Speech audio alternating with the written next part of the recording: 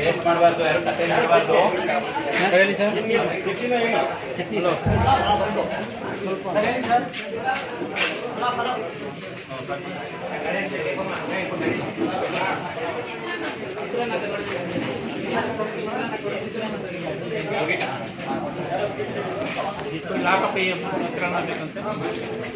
ಹಾಗೆ ಚಟ್ನಿ ಸ್ವಲ್ಪ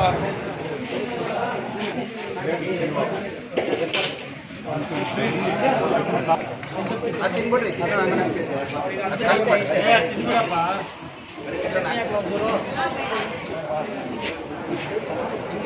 ಚಟ್ನಿ